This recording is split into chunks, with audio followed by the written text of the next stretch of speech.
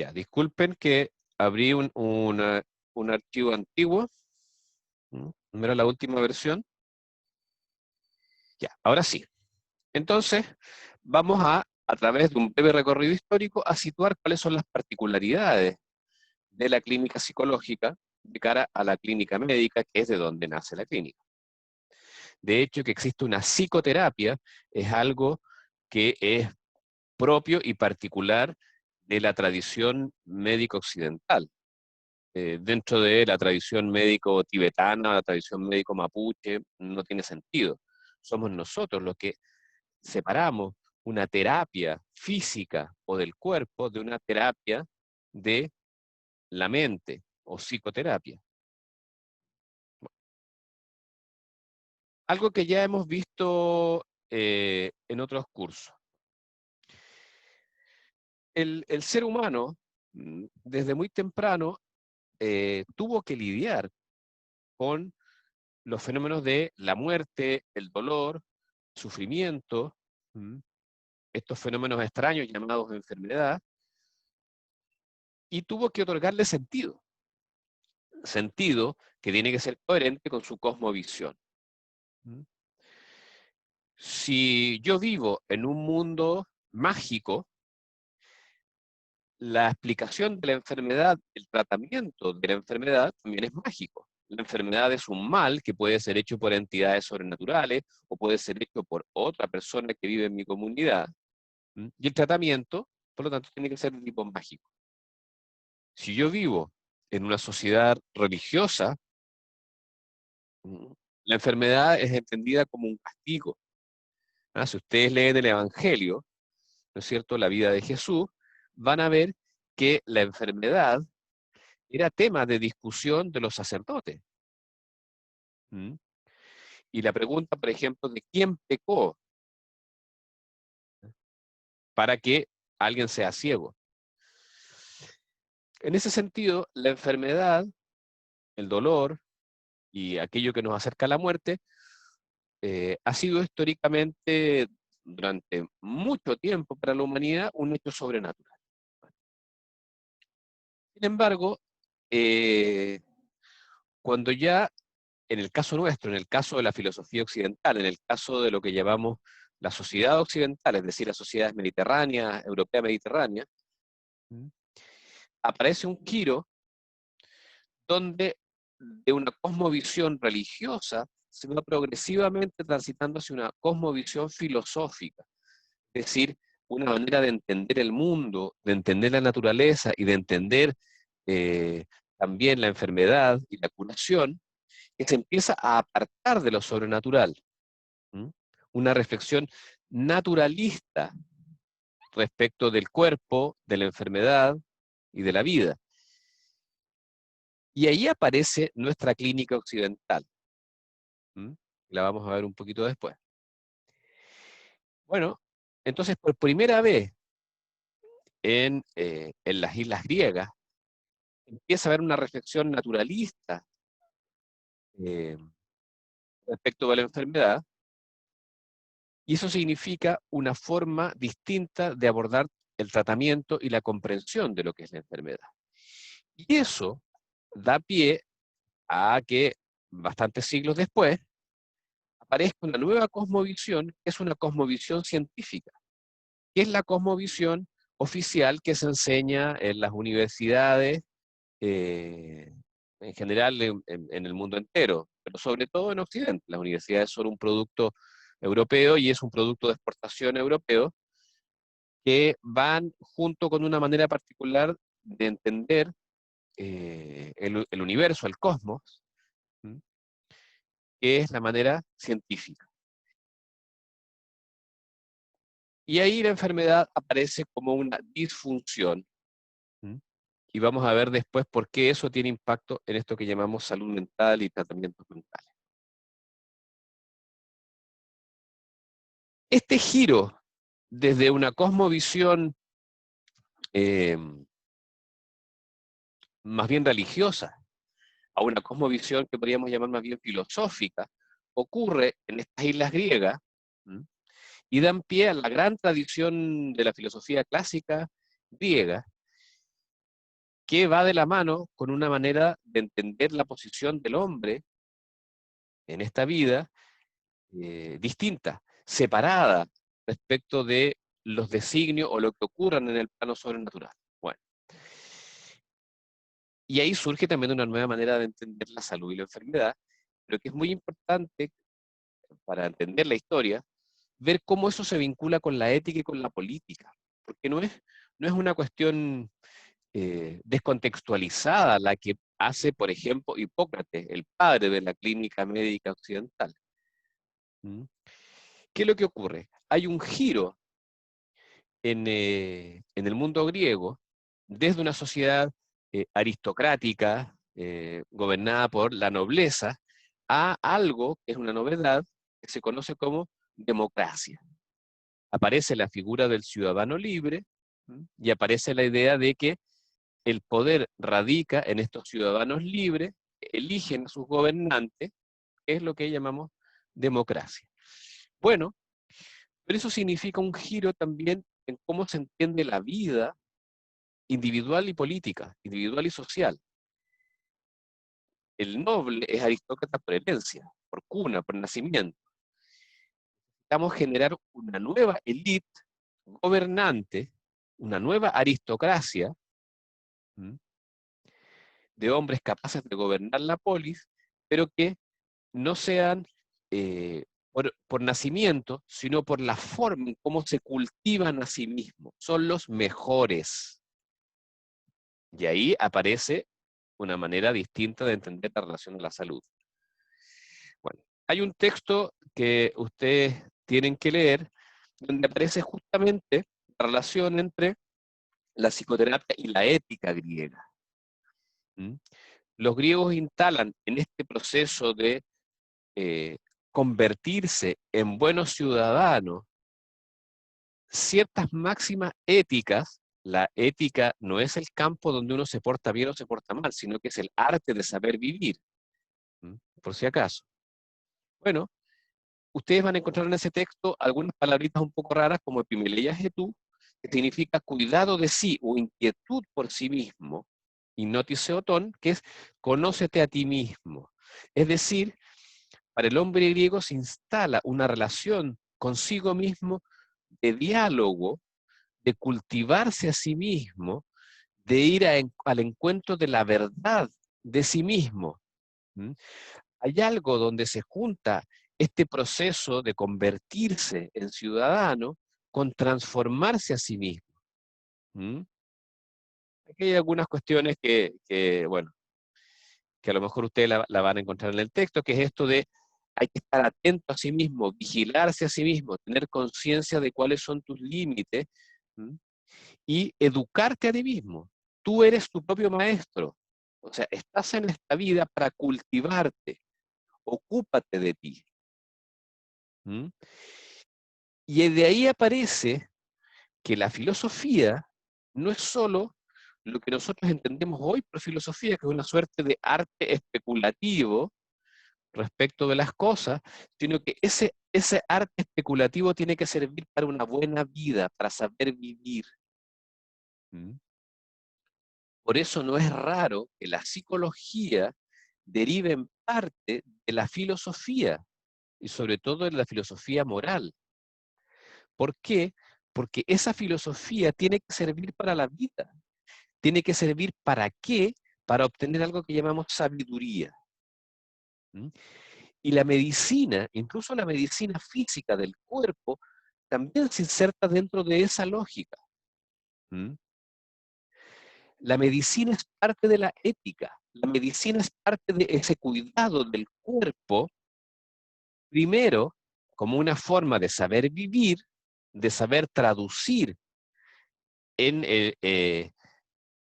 ese llamado a la armonía que plantea la ética, armonía consigo mismo, armonía con los demás, armonía con el cosmos, armonía con el cuerpo, y también de una vida placentera.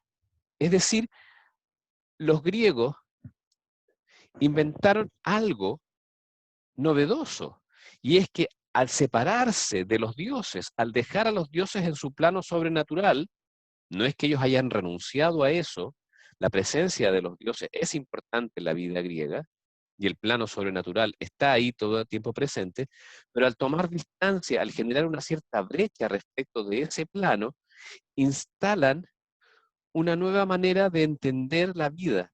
Es lo que nosotros llamamos ética. Y tanto la filosofía como la medicina son parte de esa ética. ¿Mm? Son parte de el arte de saber vivir bien. ¿Mm? La vida tiene que ser saludable, placentera y correcta.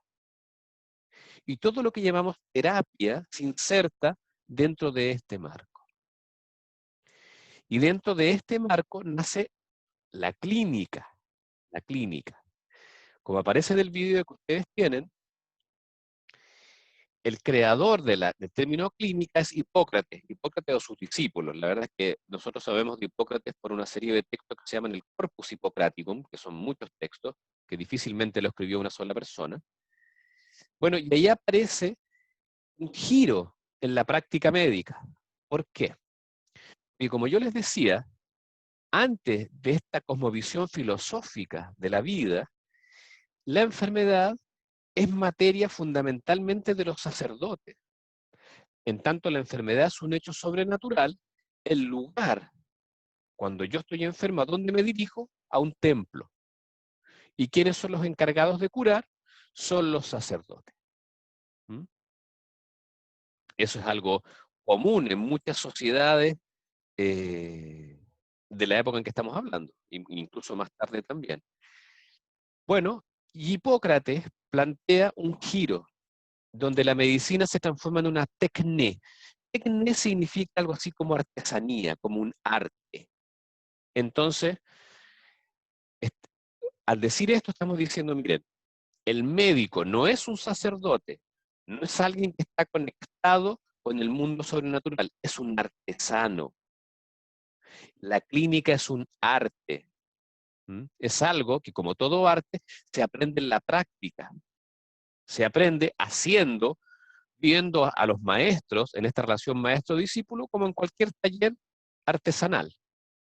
Por eso se habla del arte médico, o el arte clínico.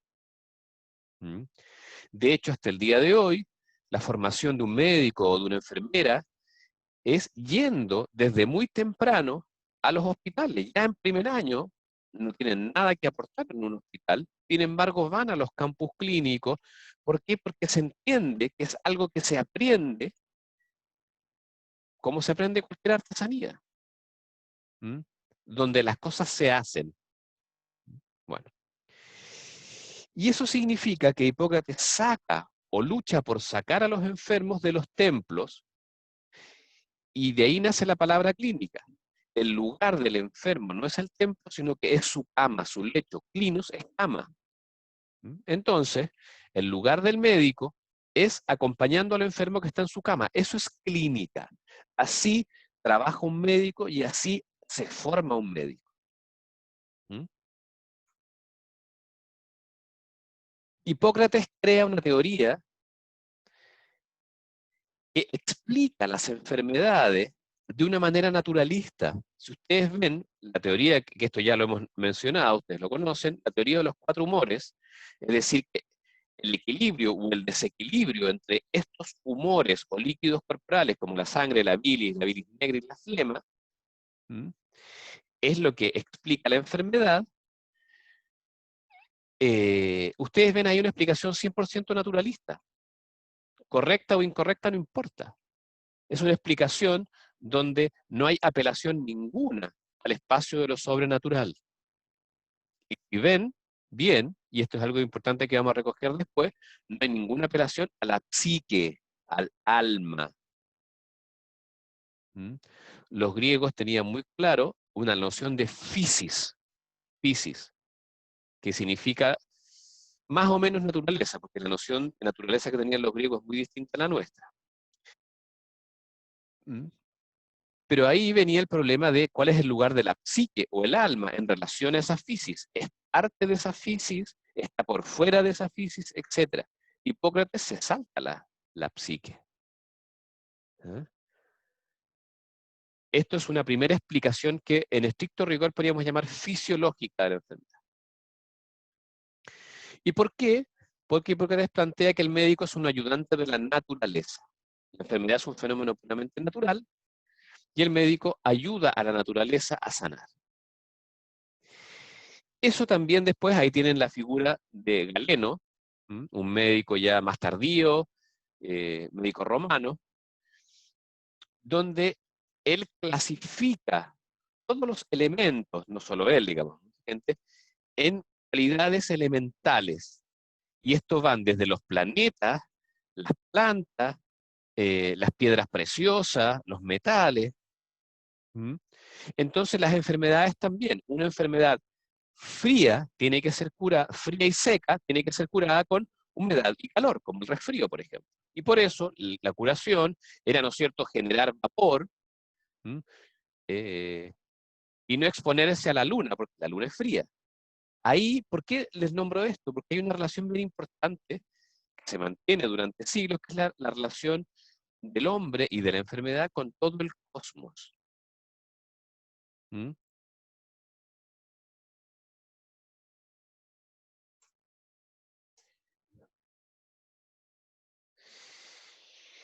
De paso, ¿mm?, la filosofía, como yo les decía, no es solo una especulación acerca de cómo son las cosas, sino que la filosofía se ocupa del alma y de la terapéutica del alma. Así como la medicina se ocupa de la terapéutica del cuerpo, de hacer que el cuerpo funcione armónicamente, en relación armónica con el cosmos, la filosofía, que tampoco están radicalmente separadas, ¿ah? Ojo, no vayamos a creer que la filosofía y la medicina no dialogan. Hasta hace poco tiempo atrás, en la historia occidental, los médicos estudiaban mucha filosofía. Los vemos en el origen, por ejemplo, de la psicología. El origen de la psicología está a la vuelta de la esquina, a fines del siglo XIX. Tenemos a un William James que estudia medicina, es médico, pero hace clases en filosofía. Y él escribe libros de filosofía. Y así funda la medicina, la psicología norteamericana. O tenemos a Wilhelm Wundt, que él estudia filosofía en la universidad, sin embargo, él es ayudante y luego profesor de fisiología, de medicina, y hace clases en una facultad de medicina. O sea, esos no son campos separados hasta hace poco. Y la filosofía se entiende también como terapéutica del alma. Yo aquí voy a nombrar solo algunas cuestiones muy generales. ¿Ah? Por ejemplo, algo que dice Platón, donde de alguna manera plantea ya una forma de relación terapéutica, que es la forma persuasiva. Él dice que la persuasión es al alma lo que el fármaco es al cuerpo. ¿Qué quiere decir esto? Que la palabra del filósofo, ¿m?, tiene que ser una palabra sugestiva, una palabra persuasión que permita ordenar los elementos de la vida psíquica, del alma, así como el fármaco permite ordenar la relación entre los elementos del cuerpo. ¿Mm? Aristóteles lo dice un poco más bonito, ¿no? Él habla de la catarsis. Son dos cuestiones que se repiten. Vamos a ver después que en el origen de la psicoterapia son dos cosas que están. La persuasión, por una parte, por otra parte, la idea de catarsis. Catarsis significa la liberación. Cuando ustedes tuvieron clases seguramente de castellano o de lenguaje en el colegio, les hablaban del teatro griego y hablaban de la catarsis. Es decir, el teatro era una suerte de mecanismo social que permitía una catarsis colectiva, que la gente se identificara con los personajes y liberara pasiones, afectos. ¿Mm? Y entonces Aristóteles dice que la palabra del médico debe ser equivalente a la del poeta. Es decir, el médico debe saber lo suficiente respecto del alma como para que a través del diálogo poder liberar estas pasiones, que enturbian, que desordenan. Y ya los estoicos, y lo vamos a ver después, porque los estoicos están a la base del origen de la psiquiatría, plantean que son las pasiones, lo que nosotros llamamos los afectos, las enfermedades del alma. Es decir, lo que enferma al alma son las pasiones. Bueno, vamos a ver después cómo eso en realidad tiene una importancia bien grande en el origen de la psiquiatría. Ya. Ya, nos vamos a saltar todo lo que ocurre en eso que llamamos Edad Media, es bien complejo y bien interesante, y vamos a llegar a un momento en la historia de la humanidad donde se produce un giro. Este momento, que llamamos Renacimiento o el origen del giro moderno, marca la transición desde esta perspectiva más filosófica, bueno, veníamos de la Edad Media, más bien religioso-filosófica, hacia el mundo moderno y hacia una cosmovisión científica, que tiene impacto claramente en la medicina y en el giro que toman todo esto que llamamos las ciencias naturales. Y ahí hay un señor fundamental, a quien también ya ustedes deben estar aburrido de hablar de él, que es René Descartes, ¿m? Del cual podríamos hablar un curso entero, y más también. Pero aquí solo vamos a nombrar dos cosas. Primero, el giro cartesiano. ¿Qué significa el giro cartesiano? Que hay una manera de vincularse con la verdad distinta. ¿M? Para el hombre cristiano medieval, así como para el hombre griego, hay una búsqueda de la verdad dentro de sí mismo, entre comillas, dentro de sí mismo, la noción de individuo y de la interioridad, bueno, hay que ponerla siempre entre paréntesis, pero hay una búsqueda de ir al encuentro con la verdad que te cambia, que te transforma. ¿Mm? Bueno, con Descartes cambia, espérense, la relación con la verdad. ¿Mm? Ustedes ya conocen bastante bien lo que es la noción de duda metódica, es decir, que tenemos que borrar con lo que ha sido la tradición para construir verdades sólidas y poner en duda todo lo que sabemos. Y ahí aparece una nueva manera de relacionarse con la verdad, de la verdad transformadora, es decir, la verdad que cambia al sujeto. Pasamos a otra manera de hablar de la verdad. Es esto que llamamos la verdad objetiva, que en realidad es un pésimo nombre, ¿eh?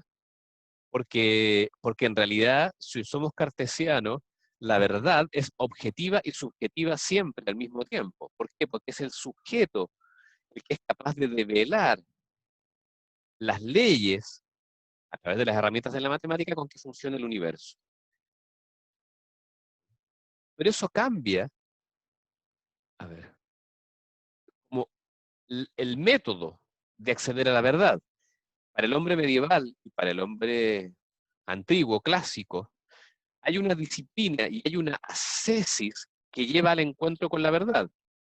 Lo podemos ver, por ejemplo, si nosotros somos budistas. ¿Cuál es la manera budista de encontrarse con la verdad? No es leer libros. La manera budista de encontrarse con la verdad es meditar, meditar por años, ¿m? A través de una disciplina y de una práctica, como es la meditación, durante mucho tiempo y muy estricta, podemos llegar a la verdad. ¿M? En el mundo medieval es a través de la disciplina, la ascesis y la oración. Bueno, ahora aparece algo que es una novedad completa, que es el método científico, método que permite que yo tome distancia de la verdad. La verdad está ahí fuera mío, ¿m? Esa es la verdad del objeto. En el texto que ustedes tienen que leer, acuérdense de esto, porque esta cuestión es fundamental para entender este giro y el lugar de la psicoterapia, porque esto también cambia la práctica o el vínculo con la enfermedad y con la terapéutica. ¿Mm? Bueno, y lo otro que es importante es esta separación radical entre el sujeto y el cuerpo. ¿Mm?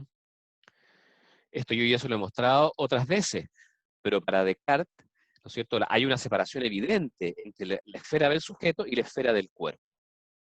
¿Eh?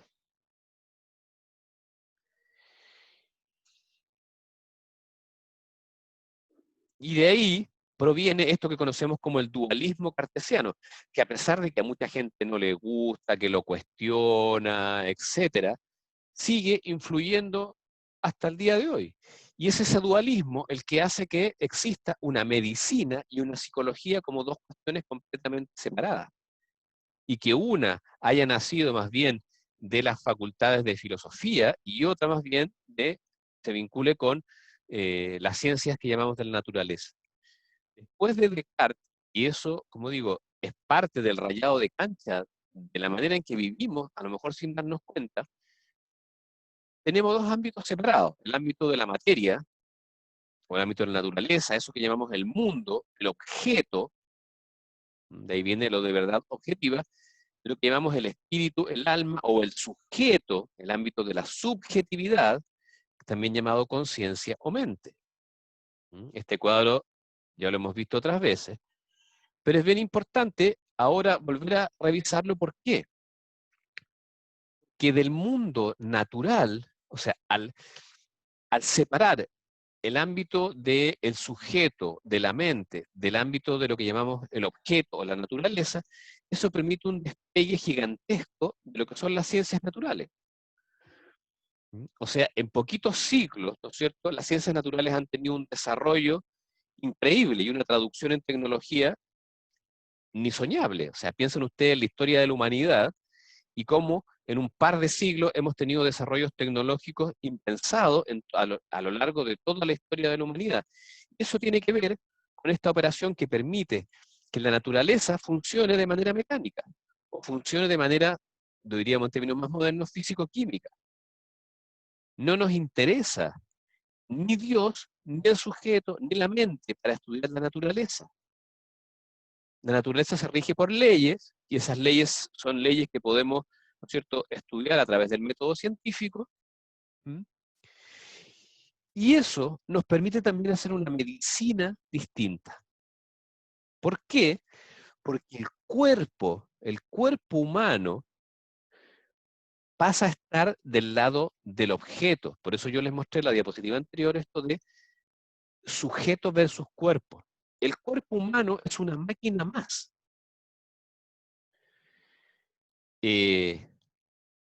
Cuando yo estudié psicología, nosotros estudiábamos un par de años metidos en las facultades de biología y de medicina, y nosotros teníamos biología, fisiología, neurofisiología, y teníamos varios ramos de eso.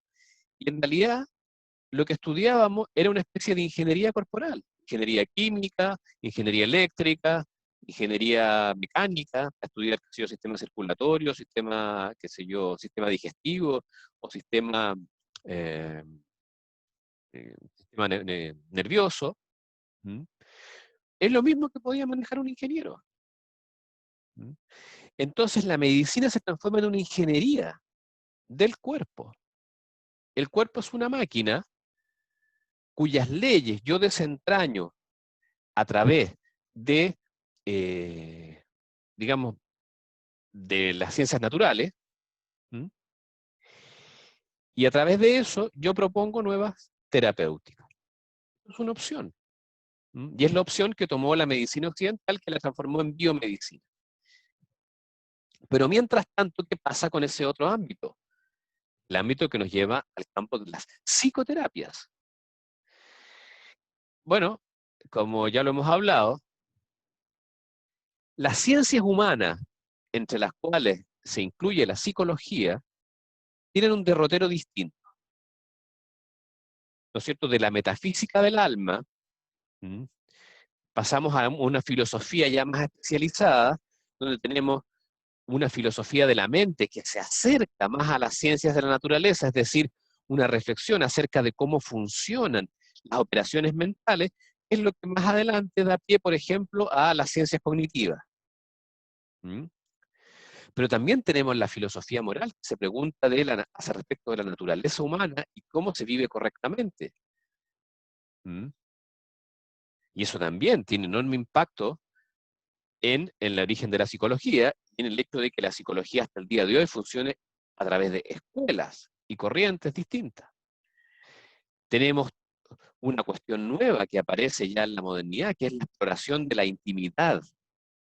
Es decir, aparece esta dimensión de la subjetividad, bueno, en realidad no aparece solo en la modernidad, es algo que tiene su derrotero más largo, ¿eh? Pero esto de escribir autobiografías, por ejemplo, de explorarse a sí mismo, también tiene impacto enorme en las ciencias humanas y en el arte. La filosofía política, que tiene un impacto gigantesco en lo que después son la sociología, la ciencia política y las otras ciencias sociales. ¿Mm? El tema es, bueno, que la psicología y la psiquiatría quedan aquí en un campo ambiguo que está entre las ciencias de la naturaleza y las ciencias de lo propiamente tal humano o las humanidades. ¿Mm? Eso se ve clarísimo en la historia de la psiquiatría y la psicología. Y eso tiene que ver con los dolores de cabeza que tenemos los psicólogos para justificar nuestra existencia como disciplina. Bueno, acuérdense de esto porque cuando hablemos de la psicoterapia, vamos a hablar justamente de esto. ¿Ah? De cómo las distintas psicoterapias oscilan entre la medicina y el campo de las humanidades.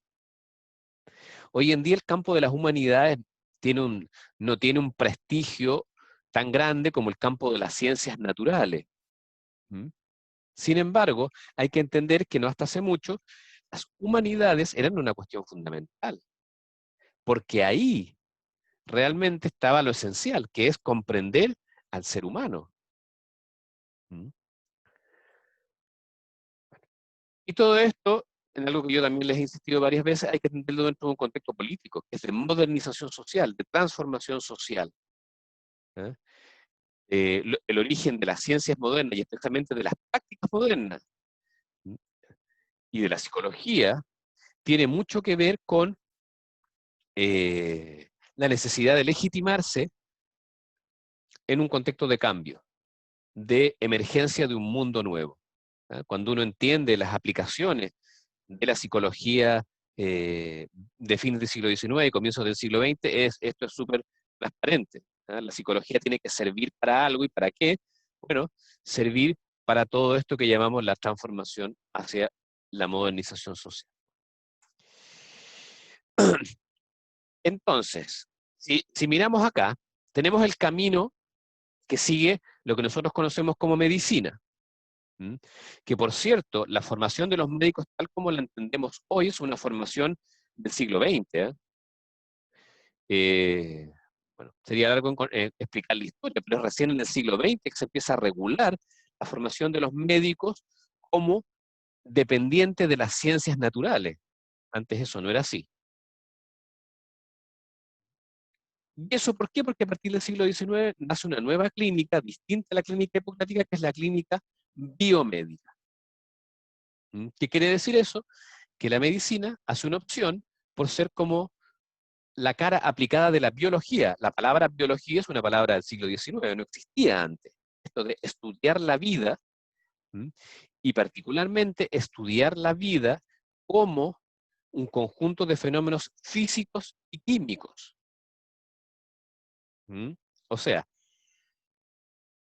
para un médico no es cuestionable que la enfermedad y la curación se puedan reducir finalmente a una serie de procesos físico-químicos. Fue lo que intentó hacer Watson con la psicología también. La psicología es parte de la ciencia natural, acuérdense, decía Watson, que no estudia la mente, sino que estudia el comportamiento. El comportamiento no solo está determinado en una relación causa-efecto, sino que además puede ser reducido a procesos físicos y químicos. Por eso no es raro que sea, en el fondo, esa tradición, la tradición conductual, la que acerque a la psicología al campo de la biología, fundamentalmente. En el campo de la medicina, como digo, es evidente que la nueva clínica es una clínica que tiene como un parámetro que permite identificar las enfermedades de una manera súper clara. Si hay enfermedad es porque hay una lesión, una alteración funcional o una infección. ¿Mm? Finalmente todo se traduce a una alteración físico-química al final. Pero o hay un tejido malo, y de ahí y eso producto de qué, del desarrollo de la anatomía,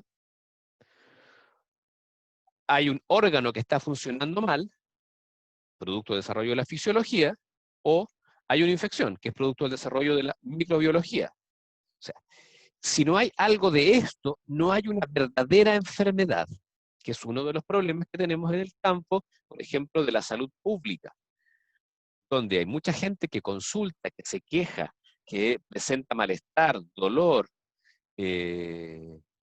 demanda cuidado, atención, y a la cual se le dice, pero si usted no está enfermo. ¿Mm?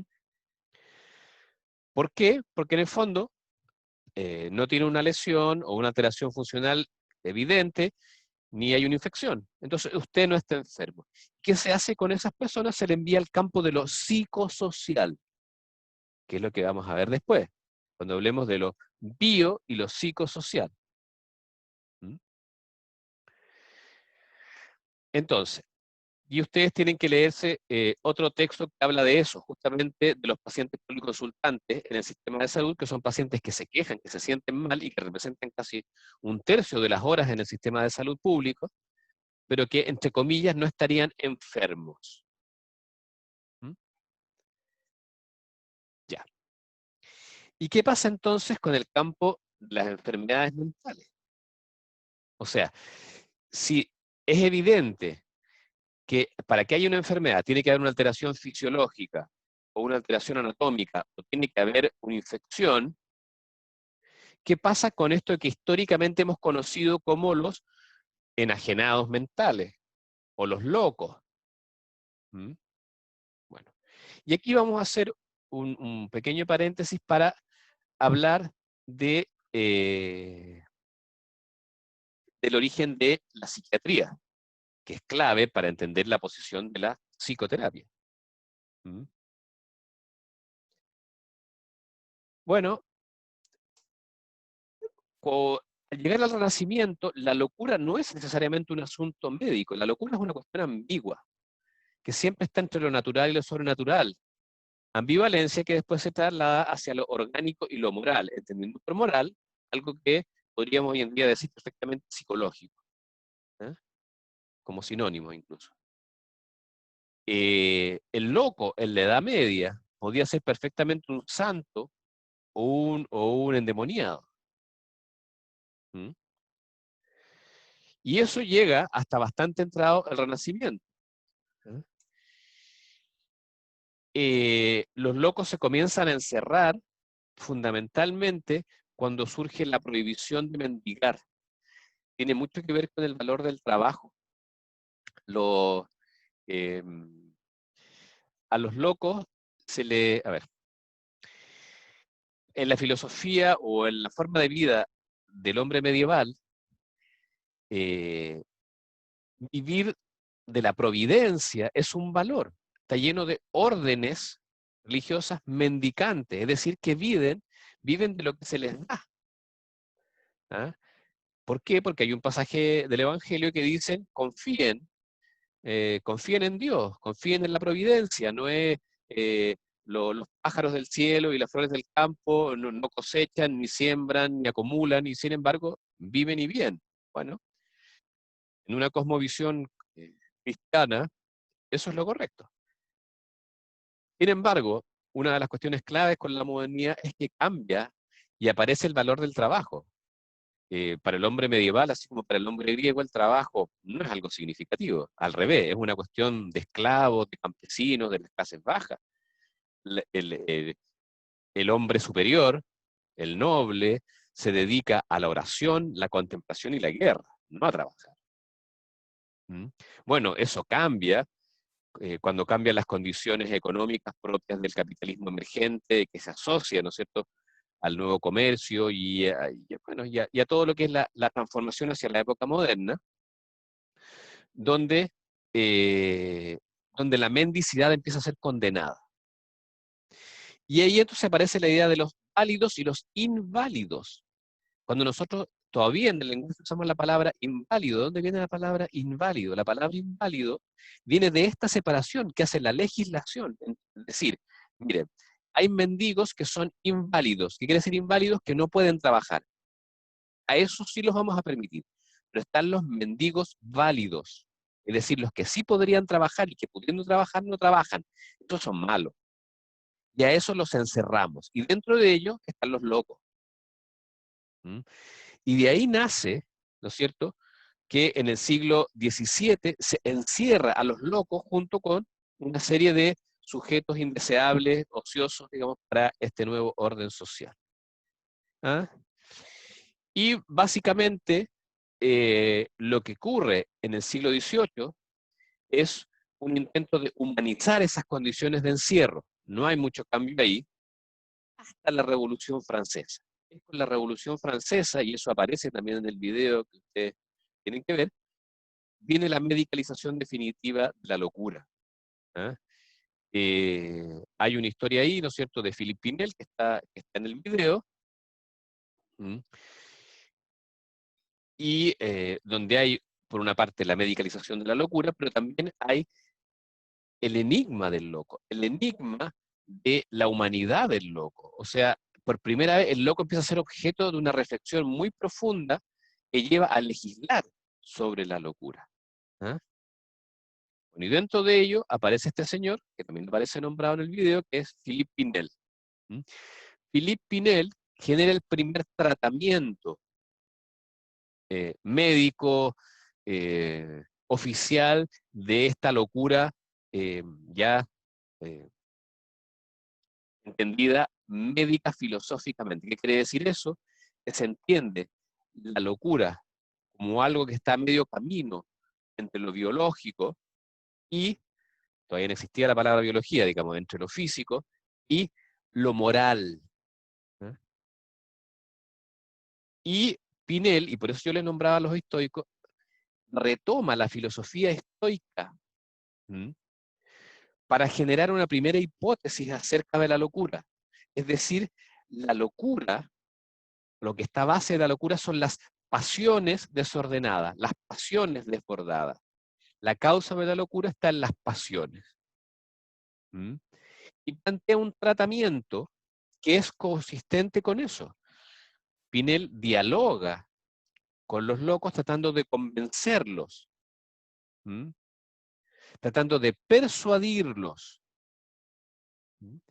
Él cree firmemente en que el loco puede ser traído de vuelta hacia la razón, que la locura no es un asunto ni hereditario, ni genético, ni crónico. Ese tratamiento, hoy en día podríamos llamarlo primer tratamiento psicológico o psicoeducativo de la locura. Se usa la autoridad del médico para influir en la mente del enfermo. O sea, no es un tratamiento físico, no es un tratamiento que busque generar cambios en el cuerpo del enfermo. Sin embargo, con el tiempo se instala cierto pesimismo respecto al tratamiento moral y aparece una nueva no sé si cosmovisión, pero una nueva manera de entender la locura, no solo la locura, sino que toda la desviación humana, que es la teoría de la degeneración. ¿Eh? ¿Qué es lo importante acá? Esto tuvo un impacto gigantesco en la psiquiatría del siglo XIX e incluso en la psiquiatría de comienzos del del siglo XX, que instala el papel de la herencia y el pesimismo respecto del enfermo mental. Y entonces el tratamiento de la locura se desplaza desde este tratamiento, si se quiere, médico psicológico o médico psicoeducativo, hacia la prevención. Ahora, como es un tema de herencia, tiene que ver con, bueno, esto hay todo un tema de lo que se llama las enfermedades heredodegenerativas, es decir, los malos hábitos, como el alcoholismo, por ejemplo, generarían alteraciones que luego serían transmitidas a los descendientes. Entonces, por una parte hay que hacer profilaxis, generando hábitos correctos, eso todo lo que tiene que ver con el movimiento de la higiene, pero también eugenesia, es decir, buscando que, que no se, bueno, también aparece la eutanasia incluso, que no se reproduzcan aquellos sujetos degenerados. Y así llegamos al siglo XX, donde se instala como la psiquiatría oficial la psiquiatría alemana. Instala algo que todavía es muy fuerte, o sea, que está muy presente en la psiquiatría hasta el día de hoy, que son dos cosas. Primero, el pesimismo frente al enfermo mental, y en segundo lugar, la idea de que la enfermedad mental es un problema del cerebro. ¿Mm? Si uno ve, por ejemplo, la psiquiatría oficial, sobre todo la psiquiatría chilena, si uno va a la psiquiatría en otros países menos, pero la psiquiatría chilena es una psiquiatría muy dependiente de la psiquiatría norteamericana y de la neurología. De hecho, en Chile la Sociedad Oficial de Psiquiatría es la Sociedad Chilena de Psiquiatría, Neurología y Neurocirugía. ¿Ya? O sea, de alguna manera la psiquiatría chilena se reconoce como parte de la neurología. eh, Se hace parte de esta tesis. La enfermedad mental es una enfermedad del cerebro. Si yo creo en esto, no existe ninguna psicoterapia posible. Hace unos años atrás hubo una polémica en el diario del Mercurio donde un psiquiatra bien conocido porque tenía bastantes libros escritos y bueno, dijo que la psicoterapia no podía existir. Las únicas terapias son aquellas que producen cambios en el cuerpo. ¿Mm? ¿Por qué? Porque no existe nada que podamos llamar enfermedad mental. Muchos psicólogos y muchos psiquiatras creen en esto. La enfermedad mental es una enfermedad del cerebro. Por lo tanto, no existe nada que podamos llamar psicoterapia. Y la psicología clínica no es más que un coayudante de el tratamiento biológico. ¿Mm? Como esta es la psiquiatría oficial en Chile, gran parte de lo que se le pide a los psicólogos que hagan, sobre todo los servicios públicos de salud, tiene que ver con esto, con hacer psicoeducación. Es decir, convenza a esa persona que está enferma de que verdaderamente está enferma, de que tiene un problema cerebral y de que se tiene que tratar y de que tiene que tomarse los remedios. Lo que cura son los remedios. No es la conversación con el psicólogo. El psicólogo tiene que ayudar para que se produzca adherencia al tratamiento y no mucho más que eso, y a lo mejor para aliviar algunas condiciones psicosociales. ¿Mm? Pero en tanto la enfermedad mental es una enfermedad del cerebro, la psicoterapia acá tiene un papel secundario o incluso nulo. ¿Mm?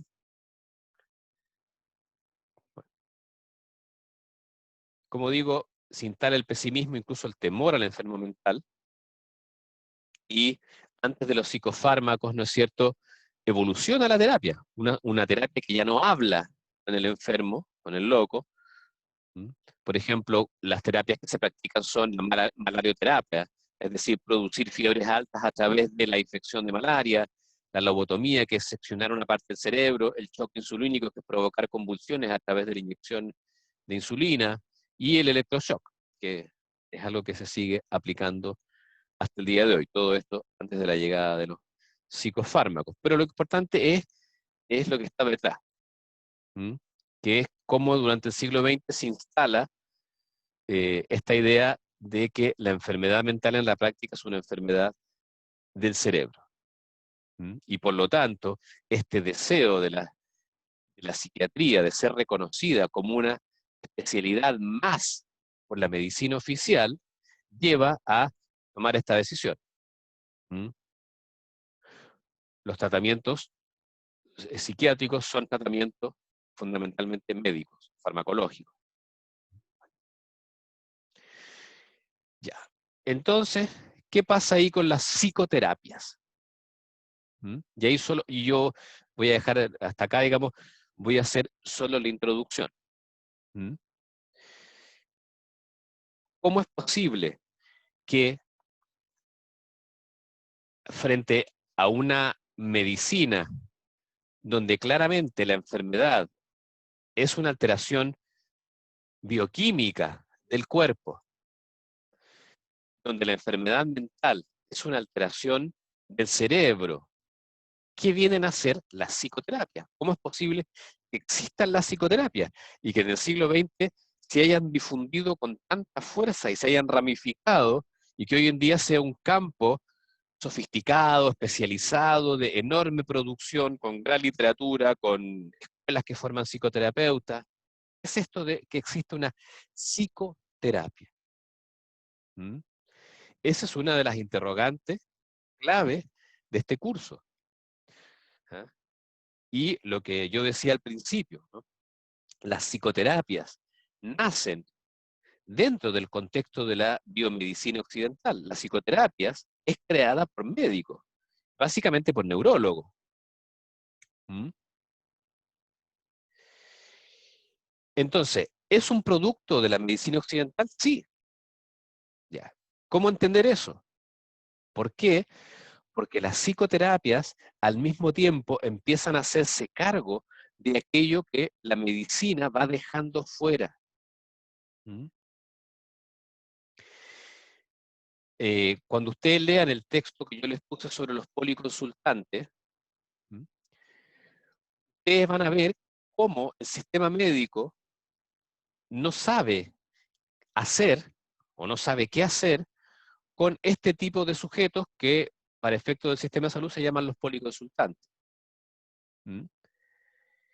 Es decir, esos sujetos no deberían ser objetos de atención médica porque no son legítimamente enfermos.